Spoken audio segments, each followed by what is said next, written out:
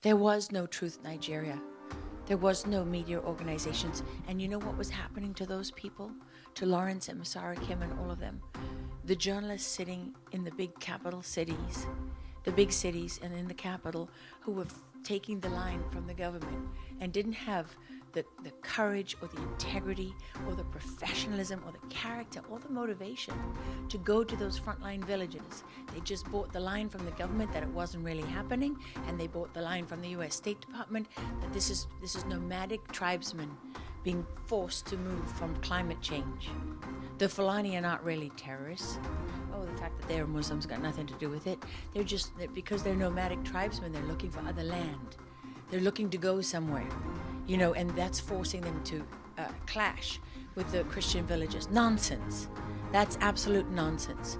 That is just an example to you of how climate has been used as a scam.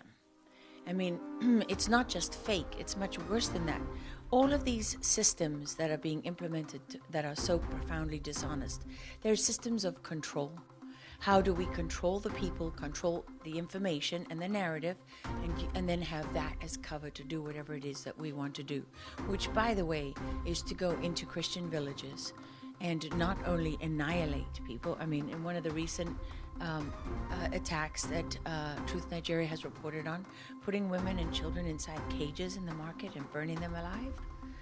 I mean, I was sitting down to dinner in my hometown in Texas one Friday night years ago. My husband was with me. It was when we were trying to get the sound of freedom was being blocked because people didn't want child trafficking to be a conversation everyone was having. And we were doing our best to help get that movie put out. And I got a video. I showed it to my husband as we sat down. He couldn't eat. And it was a young 17, 18-year-old girl from Nigeria who was pulled from one of the villages, and as they were slicing off her head, they were digging her baby out of her tummy. And she was well advanced in pregnancy. That's the reality of what, when you put those numbers up and you go before your colleagues in Congress and you put those numbers forward, that's what it means in human terms. I mean, Lawrence once was calling Doug and myself, he's sitting in the back of a meat wagon on the bodies of his friends and neighbors with malaria. Remember, after that he went out with malaria for weeks.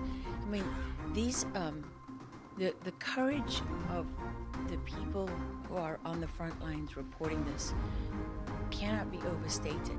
But the challenge that they face is that the media itself denies the reality that they see and report on with their own eyes and ears. I mean, that's without conscience. Honestly, I stand before all of you in the National Press Club of the United States of America, the most powerful free nation on earth, where we have First Amendment rights. And I cannot say strongly enough to the press corps, do your job. Do your job. Because we are supposed to be the inspiration and also the safety net for journalists everywhere. It is truly without conscience that you can witness the execution of people and have it denied because journalists are too lazy, too corrupt, too stupid, too cowardly to stand up and tell the truth. That is without conscience.